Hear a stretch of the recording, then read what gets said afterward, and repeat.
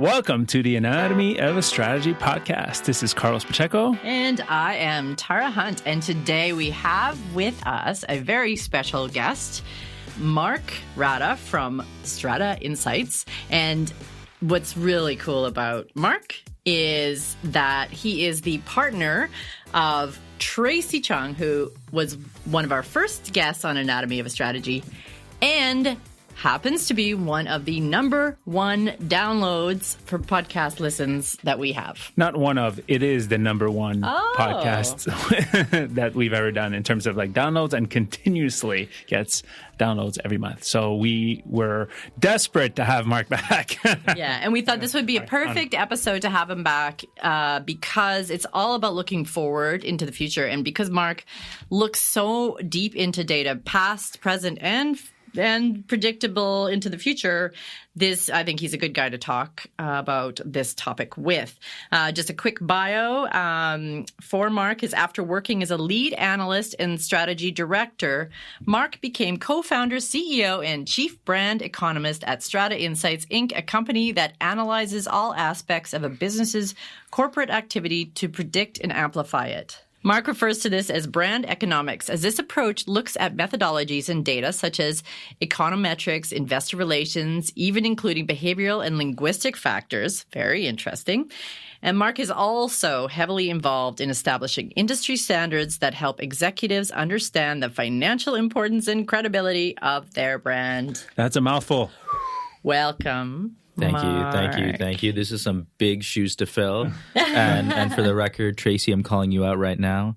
This podcast is going to be number one. The challenge is on. Well, I mean, I think this might actually have a reasonable rival to the other one because I think a lot of people are very interested in the topic of brand economics and how you measure a brand and what a brand means and all that. And you have some very solid insights into that. So, tell us a little bit about what got you here and got you interested in this idea of brand economics. Yeah, you know what? By trade, I'm a finance geek. What? And yeah, I know. All the marketers out there are shivering. And I was always chasing this one question of where does value come from? And, from the finance perspective, we thought that we had the answers. We thought that we could look at balance sheets, income statements, how much we invest, acquisitions, whatever that may be. And that would dictate value and future value. And what I quickly learned was that explained nothing. And so, I worked at several other companies. Brand Finance was one of them, where we did a lot of brand valuations. And it was, again, eye-opening. It was amazing, where we could, measure the value of a brand itself. But the problem was it never kind of told you what you can do about it in the future. Right. There was never a roadmap for someone on the exec team to kind of walk through and say, these are the steps that we're going to take to grow. I think your brand is sort of failing in this area, so you could improve upon it. Yeah, and also the biggest downfall was the fact that you could build an amazing brand, and some risk rate might change because of the country you're in, or something financial might change in terms of a percentage, a terminal growth rate, or whatever that may be, and all of a sudden your brand value has declined. Even though, in fact, you've actually built an amazing brand and it continues to grow, but something in the industry has contributed to, on paper, decline of your brand. One of the companies that you worked with was Lululemon, wasn't it? Yeah, that's right. Yeah. And speaking of, they had such a skyrocketing brand, and then at some point there was a bit of a rocky patch. Were you there for that? No, I was there during the time that Chip had it private, and then during the time, I was slowly phasing out after he went after he sold 50% of it to private equity. But what's amazing is that you look at Lululemon, and here is a cult brand, right? A cult brand that has spent how much on advertising? Nothing. Very little. Yeah. Wow, Right, that's nothing. right. Look, can you remember a Lululemon ad? I feel like I saw maybe later in Later, its, when they went public, Yeah, they were a cult brand long before they went You'd public. see it in yoga classes, but I don't think I ever saw it on. But they built their brand on two things: fit and function. It was all about the culture, and it was all about the community. Right? When you walked into a store, you felt it, you saw something was different. You saw it also in how they partnered with the community and certain ambassadors, that type of thing. And that is how they lived their brand. Here's how you build a brand. It didn't matter what the balance sheet was or the income statement. Mm-hmm. Yeah, but okay, so this is, that's fascinating to me because I think a lot of people think, how do you do that, right? How do you, because he would have started from somewhere and maybe I don't even know the background of the story. Like, did he have somebody that he knew that was working out that was complaining about workout wear, and then he decided he'd make pants? Yeah, kind of. Chip has a track record of owning and developing apparel companies. Okay, and he had and don't quote me on the timeline of this. I believe he had recently, or at that time, sold an apparel company, and he made a lot of money.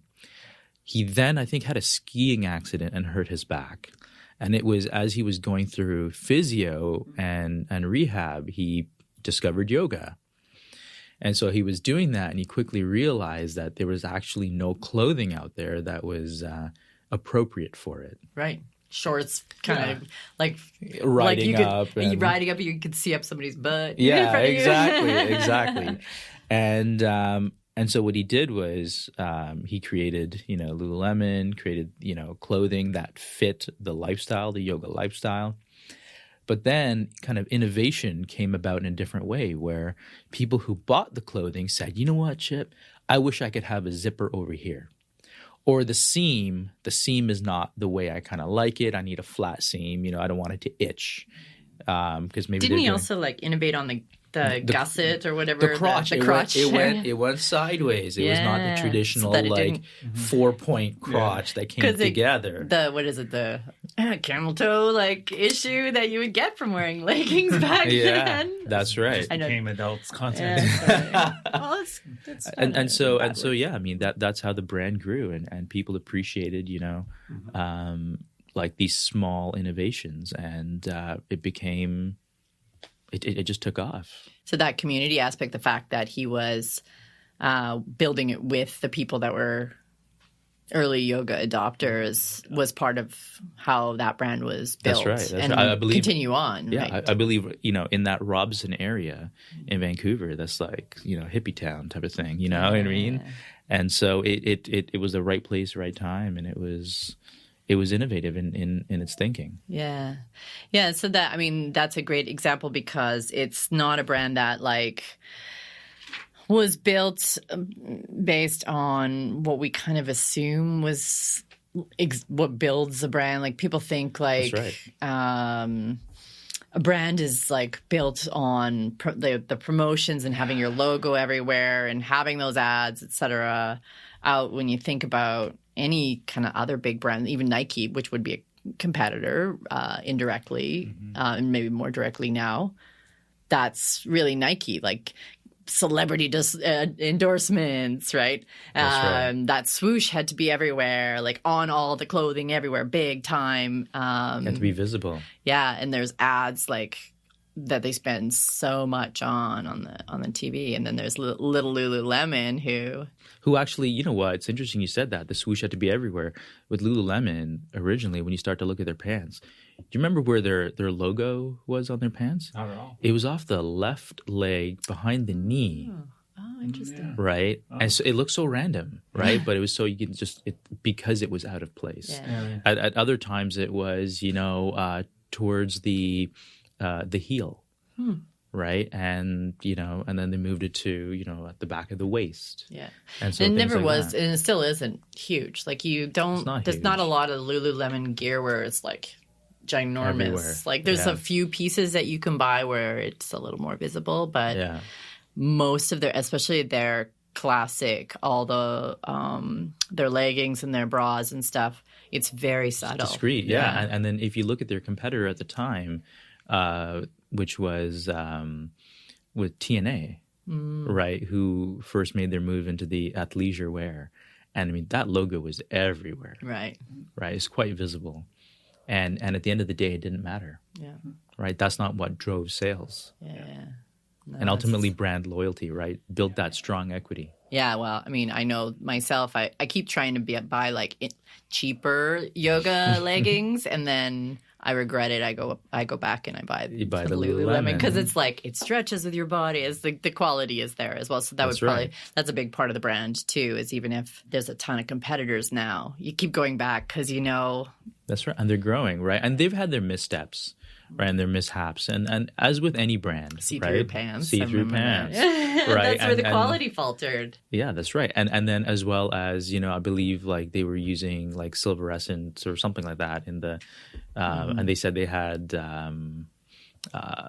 what was it, seaweed or something like that, or woven in. I can't remember, but there were a few missteps and. But that's okay, right? A lot of brands have these types of things. But if you stick to your DNA, understand what your core is, it'll help you correct course. Yeah.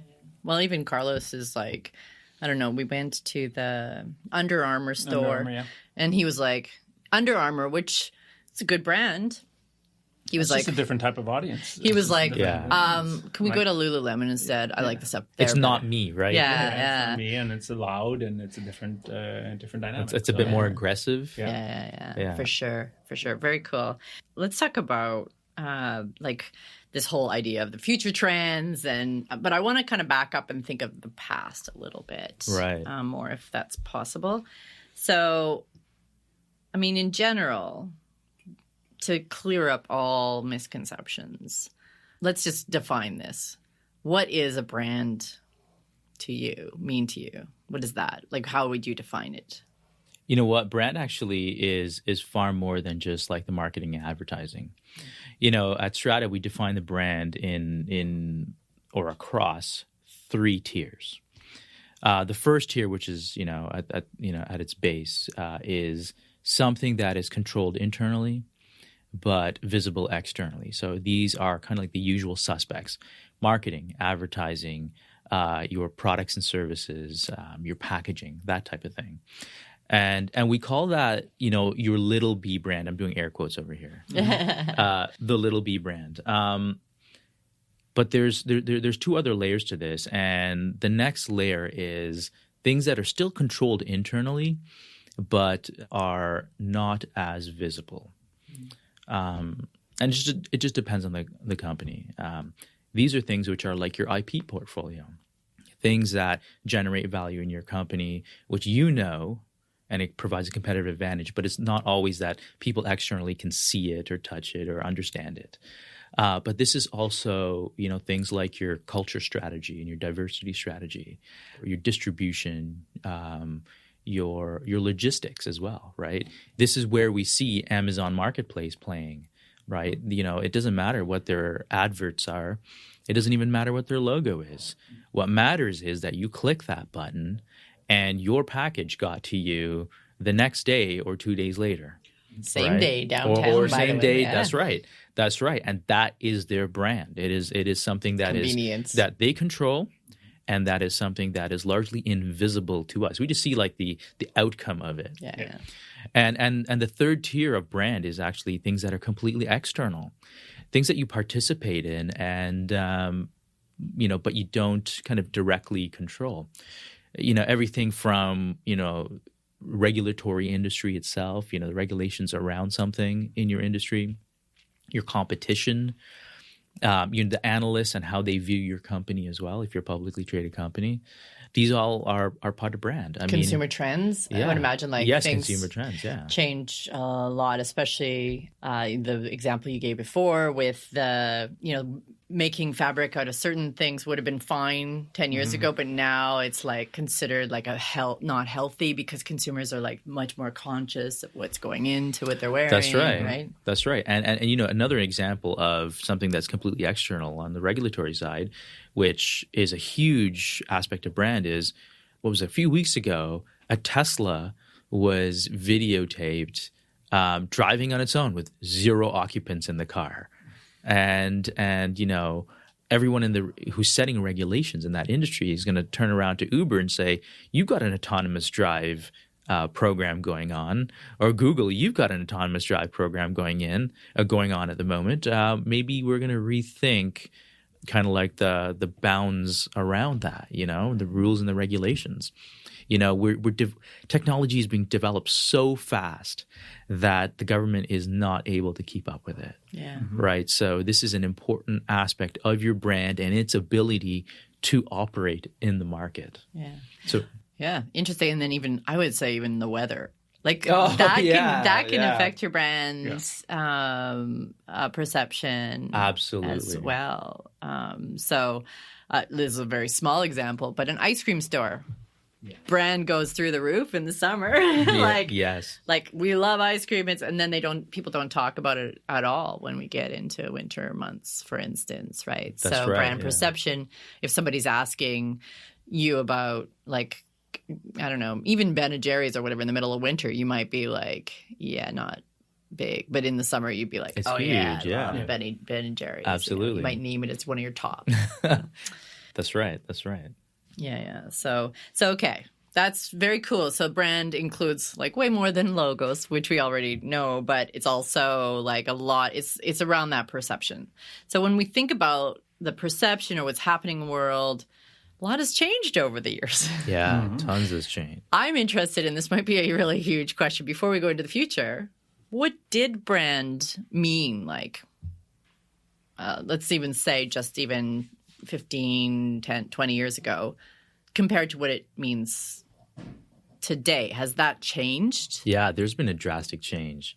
Brand used to mean business, or brand used to mean just like marketing, advertising, if someone even used the word brand. Otherwise, brand was just business.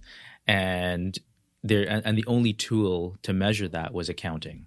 And that's a terrible tool, right? Because the only thing that the accountants or the finance geeks out there called brand was goodwill, right? They just kind of bucketed it all together, right? It didn't talk about what actually made a brand more successful than another. And that has rapidly changed. We see this in action. If we look at the S&P 500, right? What was it made of in the 70s or the 60s, right?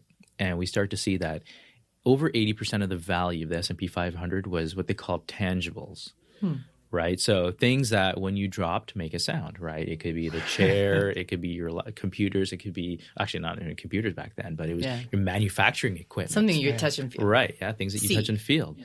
And only like, a small portion of that, like 20%, 15% was intangible.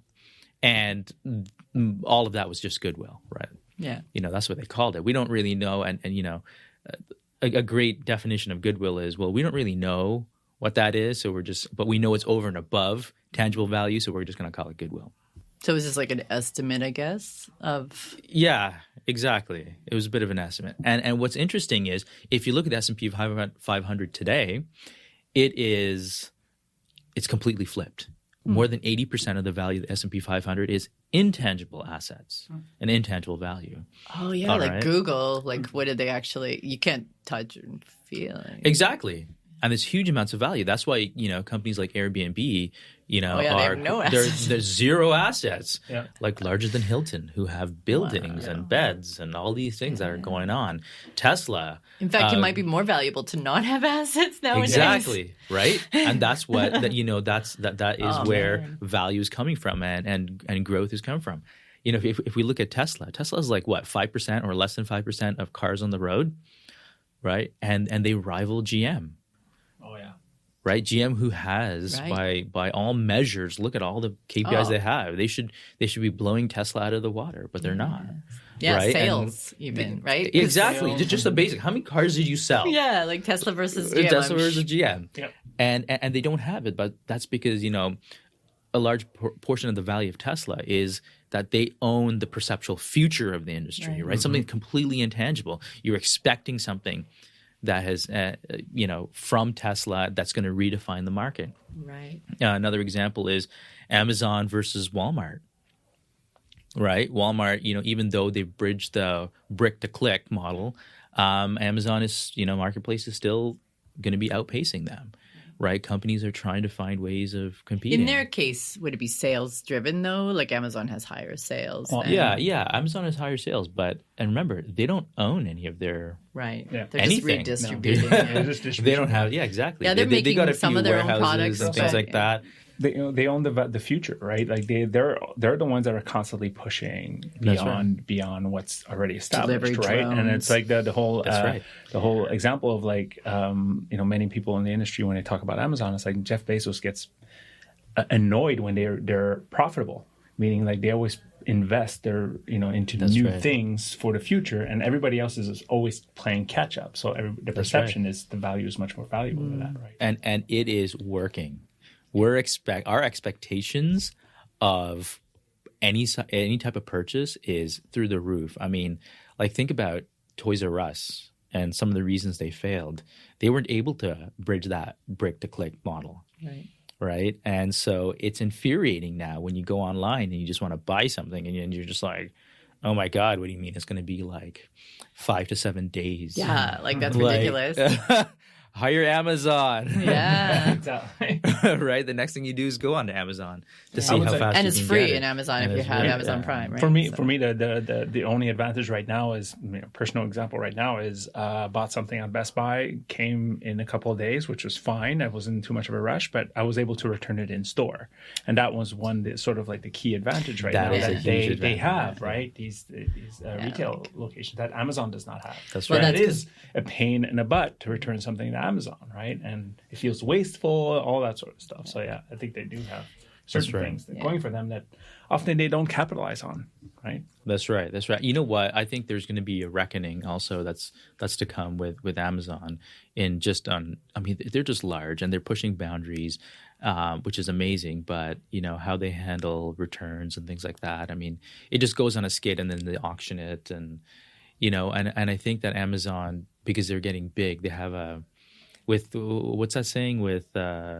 With great power comes great responsibility. Uncle Ben. Yeah. So I think that They're getting caught in the whole like not paying taxes stuff. Like that's and getting also how you treat your employees, right? And vendors that's a and huge partners, thing. which That's right. that's a big. We're actually going to be with some of the stuff that we're working on, going to be dealing with Amazon as a vendor, and we've been talking to people who do it already, who are like. And nobody likes it. They're all like, it's a necessary evil. And that's an important part about that's a brand perception, right? Exactly. But that's also how it's changed, right? When it's no longer about the traditional accounting of it and where value comes from, but expectations and the words we use around brand and what we expect is also changing. Well, Facebook, like I just came to mind that Facebook was skyrocketing, and then one after another privacy concern has started to eat away at that brand perception. Now, they're still recording record profits each quarter because advertisers are still throwing money, but that's going to be catching, I would imagine, that's going to catch up to them too as people leave Facebook or spend less time or see Facebook or like they stop clicking on things because they don't trust Facebook as much, right? Yeah, and at the end of the day, advertisers are usually the last ones to know when things are really really hitting the fan and nobody cares anymore, and they're just like, oh, where are the eyeballs? They don't really know what's happening and they don't really pay attention. Yeah, there's no return on that investment, right? Yeah. And that's a interesting thing to think about, and you probably have some ideas on this, is that the value of a stock, for instance, or or like the income of a brand doesn't immediately reflect like the loss of that goodwill or brand perception, right? It sometimes lags, right? You think I've seen you talk about United Airlines, right? And it's like they had a whole bunch of gaffes, but they were still reporting pretty high. And then like 2 years later, you saw or a year and a half or something later, you saw their stock start to tank, and they went into panic mode. Well, what happened was, right after their big, knock 'em out incident on the plane, they lost literally knock 'em out. Literally, yeah. I feel like there should have been like the Batman kapows and blams. But they lost $900 million worth value in just like, that next week. Now they're able to like build back a lot of that, but where you have to now look at, and I'm using air quotes again, soft metrics are things like consideration. Mm-hmm. When you go and book a flight, you're looking at what, maybe 3 airlines. When you're booking a flight, you're not searching absolutely everything. We have tools to search everything, but you're not actually taking the time. Mm-hmm. And you might gloss over, someone who's done something negative, and it falls to your 4th or 5th on your consideration set. Mm-hmm. And these are these long tick indicators that start to show up in terms of revenue. Mm-hmm. Interesting example is if we look at Boeing, who, with the MAX 8 disasters, we expected them to take a huge hit on. They took a huge hit in terms of quality, safety, because safety is paramount, right? Oh. But here they are. Look at their stock price. It's not, right? They've been able to weather this storm, right? And that's also a function of their industry. There's really only 2 airlines that you can buy planes from. Yeah. You can go to Boeing or you can go to Airbus. Right. One of the 2. So that's a way of kind of insulating yourselves against damage in the market. Now, should they continue this, these mishaps and these lapses in judgment, perhaps, they're going to be taking a much larger hit. Yeah. Yeah, I guess I feel like over the years we've heard brands that, especially when they're market leaders, doing something terrible or not responding properly, like, Dell's exploding laptops years ago, and it didn't really affect their brand at that time. Mm-hmm. But then it sort of opened up the opportunity for somebody else to swoop in and take market share, right? So it was like the Dell Hell incident, and it was a few years later that they had to bring Michael Dell back in to save the company but it wasn't immediately following that issue, right? It took some years. Yeah, and I think we have a perfect example that's happening right now is the Apple keyboard issue, right? It's sort of like, it had people were complaining 3 years ago, and Apple sort of did nothing. And I personally think the reason they're fixing it this year is because 3 years in, they're starting to really see the impact of it, right? Because at first they're like, it's, they went over design versus function. And then one of the comments I heard on another podcast is like, when you think of a keyboard and how much use it gets, and how much room for error it has, it's usually beyond less than 0.0111%, the amount of taps, and then you're getting these keyboards fail, and you may realize that the keyboard is an important tool, right? Mm-hmm. And all that sort of stuff. So, and Apple sort of weathered the storm in terms of they often do these little mishaps where they're not really paying attention, and all I keep hearing now is goodwill's back, right? All that sort of stuff. And that's a damn good example. Yeah. I cuss at my laptop, at my MacBook Pro, all the time. Wow. And it got bad enough that I actually switched to a desktop computer. Wow. Just so I don't have to deal with the keyboard. I'm keeping this 2014 as long as possible. Just keep seeing how you can expand the RAM and take the stuff off of it. Yeah, we've replaced we're slowly 2 keyboards on our newer computers. Oh, anyways, wow. Yeah, and they'll replace it for you, which is good, but still. So where we were is it was really a lot of marketing focus, and I think in the history of marketing too, the idea of brand itself really became popular in the 80s and 90s. The Mad Men. Yeah, but it was even before agencies and stuff were selling this to companies.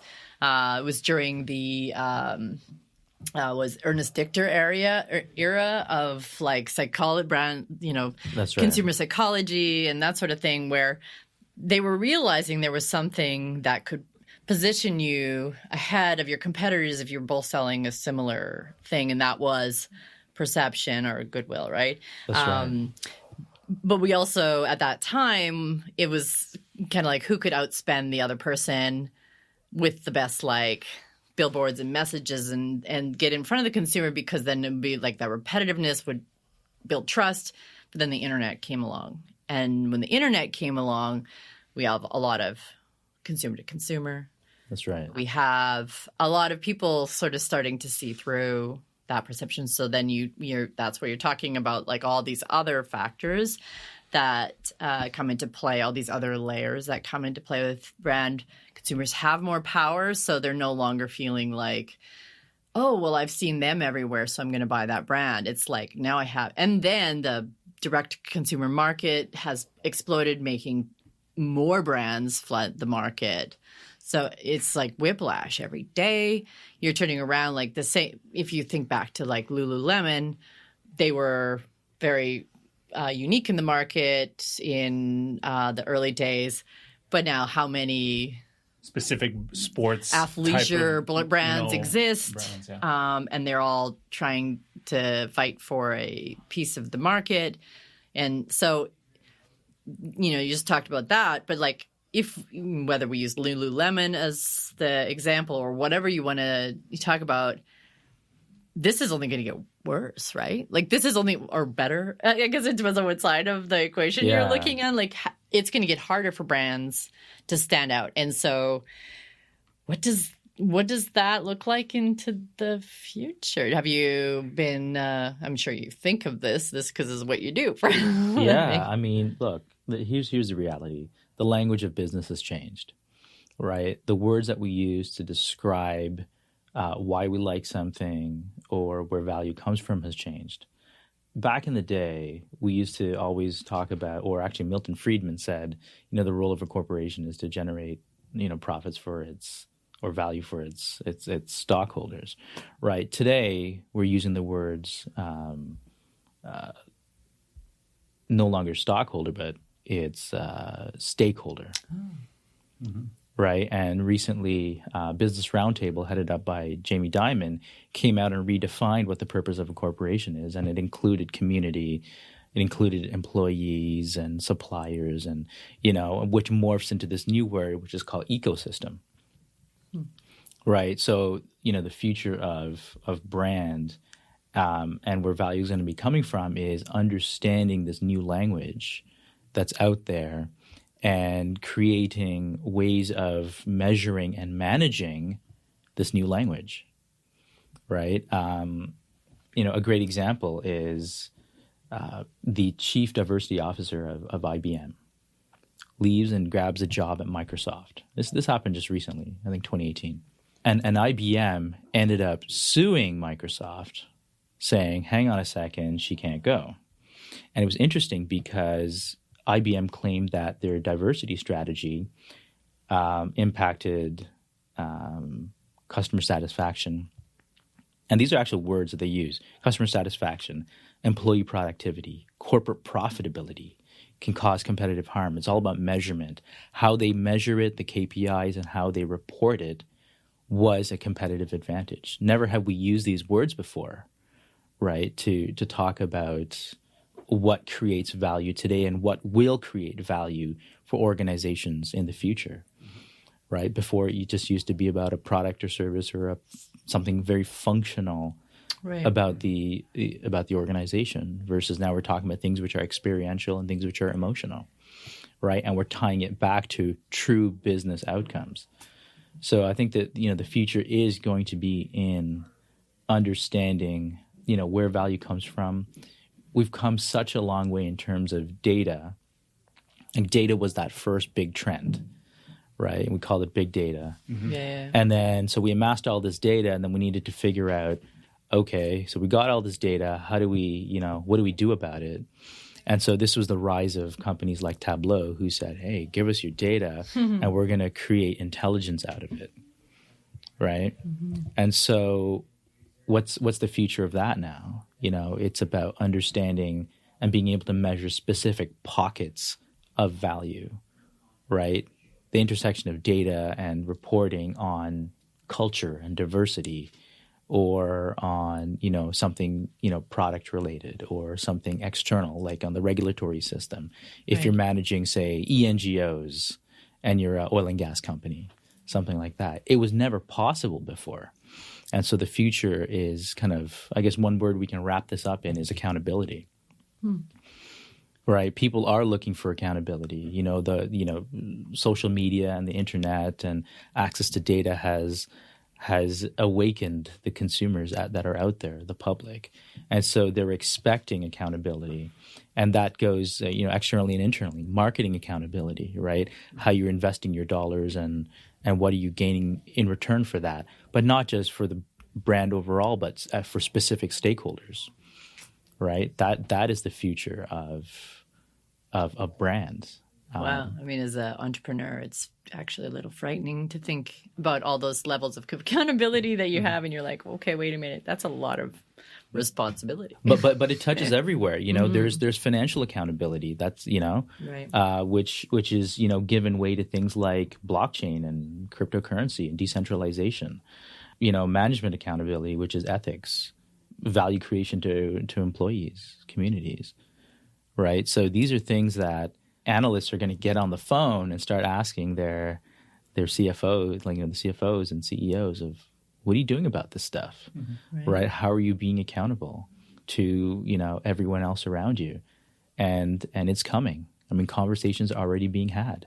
And there's organizations out there who are already kind of on the leading edge of this. Obviously Strata is one of them, but there has to be a way of formalizing this, right. Through the ISO, through, organizations like the LES for intangibles in the boardroom, things like that. So accountability is important.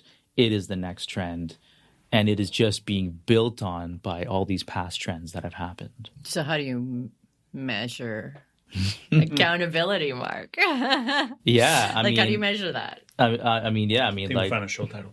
I mean, insert shameless plug for Strata Insights here.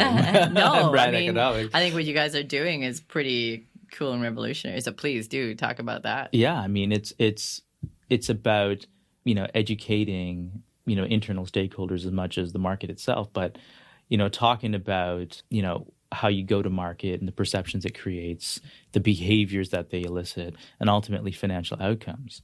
And so once you understand that spectrum in your organization or across a stakeholder, or even at a campaign level, you're able to say, hey, this is the business case for why we should be investing, or maybe even not investing in a certain decision or campaign or whatever that may be. So pick the more expensive fabric because it's ethically sourced, because you've said on your website we're all about being sustainable. Yeah. So even if it raises the price of the garment, that's where you put your focus, because it's worth losing a couple of sales to stay accountable, because it'll ultimately help you grow your brand value. That's right. And ultimately what it's going to come down to is either you hold yourself accountable or you will be held to account. Yeah. Right? This is the balance between government versus governance. Right? And we see that playing out with Facebook already. And it's changing expectations, and it's changing the words that we use when we talk about, should we buy from this company or not? Right? Disney is all about, warm and fuzzy and, love and hugs and all that wonderful stuff. 3 days into their offering, they get hacked. Uh-huh. Right? Uh-huh. We never thought of Disney in that way before, but guess what? Mm-hmm. Now we do. We've got high expectations of data and what people are using. Yeah, one thing I'm most fascinated about what's going to happen in the future is the value on our data, how that's going to affect perception, because we're hearing more and more of the people that are sort of on the cusp of this, of how we need, individuals are going to have to figure out a way to own their data, right? As opposed to we've been taught to give it away. And, there are companies that are literally built off of, Google being the one and Facebook being the one out of our data. That's a great point. Privacy is a paradox for innovation. I mean, companies need your data in order to innovate, right? A great example is also Facebook. They paid that, several $1 billion fine. And if you divided that fine by the number of people that were affected and where their data was used, I think that number was less than $8 or something like that for the data. Is your data worth $8? I'd have to say no. It's far more than that. Right? Yeah. Well, and if you talk about worth, they've made more than $8 off of each of the data that we've put into using Facebook. Yeah. I mean, that's where I think you could start to see, like, you create a valuation on data based on how you could resell it and what their long-term income would be based on our data, and be sharing, almost like YouTube actually has an interesting model compared to Facebook, where if you put a video out on YouTube, I mean, it doesn't include your comments and stuff, but your video goes out on YouTube, you get a certain percentage of the ad revenue that's shown on that video. As a creator, like every platform, that kind of, I don't know if it creates accountability. And of course, YouTubers think they rip them off anyways, which is probably true. But it's something. It's like some sort of, like, if you could calculate it for every 2,500 views or something. It's every 1,000 views. It's, the cost per 1,000 is about $3 to depend on a creator, but it can be. So you can say $5 to $10. Your data is worth, this, because and the more attention you can get, the more your more data, more valuable is valued. Yeah, so like that's also attention, right? Like when you were talking earlier about the new companies that are on the S&P 500. I mean, that's basically what a lot of probably their good, quote unquote, goodwill is made up of, is how much consumer attention they hold. So Google, because everybody thinks search equals Google, and the majority of people will go to Google to search, that's attention. So they're able to turn around and resell that. As soon as, when people stop paying attention, maybe they go to another search engine, that valuation, it won't be as valuable they can't resell it as much. So attention becomes monetizable. Yeah. Well, but it's also like part of that value. Yeah. I mean, I fully agree. And I love that YouTube's doing that. I think this is definitely an area of contention. I mean, think about, we recently went through an election here in Canada, right? One of the core points of that election was putting a price on carbon. Mm-hmm. Right. Oh yeah, carbon is fascinating to me, right? Right. As like, and then like, what should you use in order to price this? Should be tradable discharge permits, should it be, license to pollute, whatever that may be, right? Trying to calculate the cost and the cost of abatement.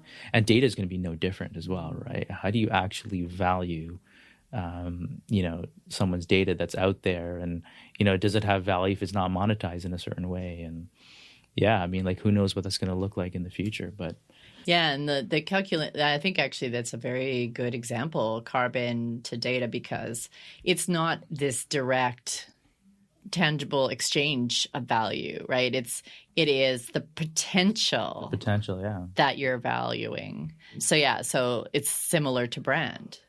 Where all that value that is in that S&P 500 is potential, not actual, which, is just, it's mind-blowing to look at. So then how do we measure it?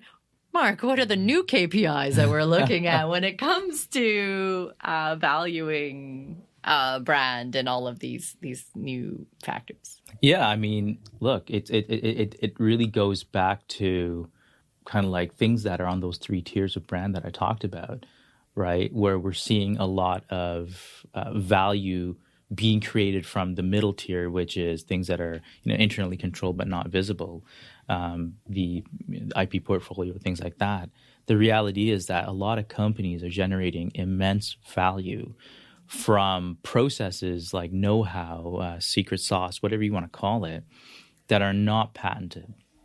Right, not formalized in any way, but are kind of formal in the organization, or that they haven't licensed it out or something like that, and so there's no cash stream that they can say, we got $1 billion from this thing itself, but it's creating unbelievable amounts of value in that for that organization, and is the reason why they're competitive.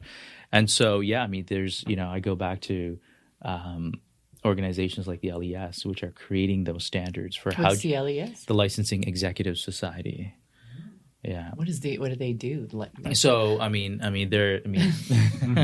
they're a standard setter, and we sit on the board of the intangibles in the boardroom standard itself, and so talking about what are, number one, what are intangible assets and how can they actually be assets, right? People notionally will say, oh yeah, well, culture is an asset. Yeah, but the accounting definition of culture doesn't see it as an asset, and neither does the legal definition of culture, right? So how can you protect culture? And so there are actually ways of protecting culture, and we kind of go over that, and we're in the process of drafting what that looks like. Right. And so a lot of it's kind of top secret at the moment, but it is number one, just talking about the things and listing out everything from your patents to R&D to literary works and your workforce, and establishing, number one, it's an asset because you can protect it.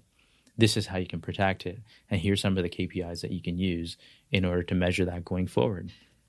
Yeah, well, I mean, so there's like one of the ways that like we think of KPIs, measuring values, like leading and lagging indicators, like what you put into something versus what you get out and what you should expect to get out, and like to measure how well you're doing with the stuff that you're putting in there, right? That's right. So culture, like let's drill into that a little bit, because I think that might be an interesting one.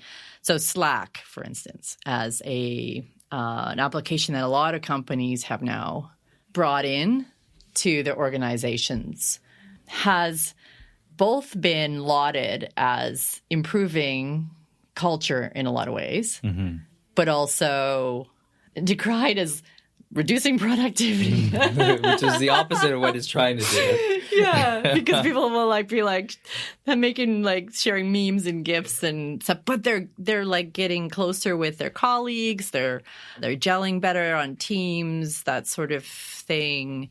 And I would imagine that when somebody, especially at a big organization, is assessing whether implementing something like Slack would improve their culture, their value, their cultural value, because you hear this from especially younger people now entering the workforce.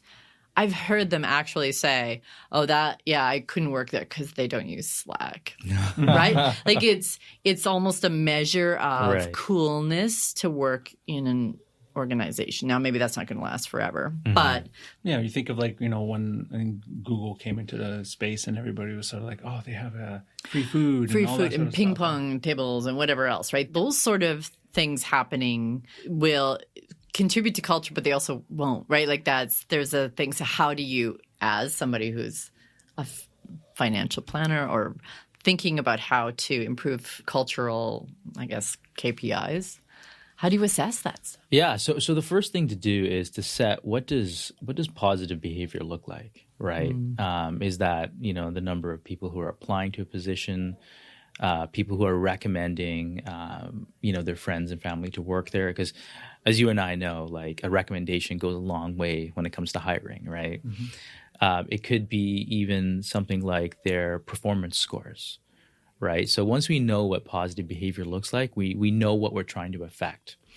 And you can trace that back now one step and say, what are the perceptions that drive those behaviors, right? Is it the free food in the canteen that drives, low sick days?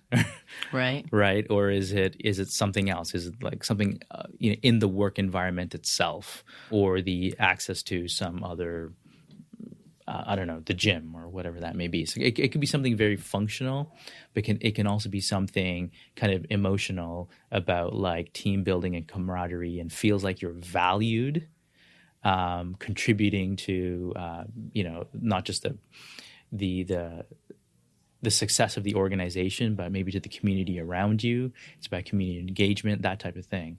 So once we know the most valuable behaviors, we can track backwards to understand what are the perceptual drivers that drive those itself, and then go, one more tier to the left and say, so what are the stimuli for that? Right? Is that Slack? Right. Right? Is it free snacks? Yeah. Free snacks? Is it the open concept workplace, which, by the way, they've debunked? Yeah. now they have, yeah. We have an open concept, but it's mostly because of cost savings. But that's a whole other thing. But Carlos always has his headphones on. Yeah, so exactly. That's the way around. Yep. That's brilliant. It's like, okay, this is the behavior that constitutes what we think makes for a good, or this is the output of a good culture. This is what that looks like. And then you work back to what has moved, what's worked to create that before, and you do more of that, I guess. Yeah. And then what has damaged that before? You do less of that. Exactly. and we tie it together Easy. with a lot of like geekery, the math and the stats that are in there. Well, and it would be different for every company too. It's not something that you could just be like, oh, everybody should implement Slack, and that's the magical, And you can actually now tie this forward after the behaviors to, certain financial outcomes, right? We know that people who are high-performing individuals contribute in greater ways to the success of the organization, right? Once we understand what those KPIs are, you can start to plot that in and figure out, hey, we want to game this one KPI, right? We want to moneyball that, and let's work backwards for the behaviors, the perceptions, and then the stimuli itself. I would imagine you would also have in there the cost to the organization as well. That's right. Yeah, low performing employees cost the organization a lot of money. And call it bad culture, you lose bad culture. Turnover, good talent, right? turnover. Turnover costs you. So we can start to load in what are the recruitment costs, and and tie that back to the behavior, which is called tenure, and tie that to the perceptions that influence tenure. Right? Well, how you think, how you feel, both functionally, experientially, and emotionally in that organization. And tie it back to, stimuli. And that could be, the time and dollar invested into training programs, right? We know that the more you train an employee, they're likely going to stay with you. Yeah. Right, and contribute great amounts of value. Yeah, it sort of brings to light a case that I'm seeing a lot these days is the whole case of ageism in general in marketing, right? And how a lot of people are having a harder time. The older you get, the harder it is to get a job. But it's like you do realize those people have the experience and can get on board much faster than a young kid out of school that costs you costs you less in salary, but in time to training and all that sort of stuff. And that would be a fascinating sort of calculation to make, right? To sort of go against the ageism, the perception of older people don't get it or don't perform as well. You know what? I love that you brought that up. We have gone against it intentionally at Strata. I'm actually the youngest person at Strata. That's awesome. And I value those who we hired who are coming in with great amounts of experience and expertise. And I can bounce ideas off of them and say, you've seen this 15 times before. What do you think? Or you got an even better idea that I haven't even possibly thought about, right? That is what I value, and we've done it, and it's been incredibly successful. I hate the concept of ageism, even though I make fun of Tracy all the time. She's obviously the older of the two. Sorry, Tracy. But yeah, we love you, Tracy. But yeah, I mean, it's generated incredible value for us. And so, yeah, I wish a lot of organizations would look past that, especially in marketing. Yes. Oh, yeah, I think wisdom or whatever. So, final question for you. What is the one thing that brands should be doing in 2020 to improve their external brand perception? You know what? Or even just improve the value of their brand. What is that thing that they should be thinking about or doing in 2020 in their planning? Measurement. And you know what? We've rode this data trend for so long.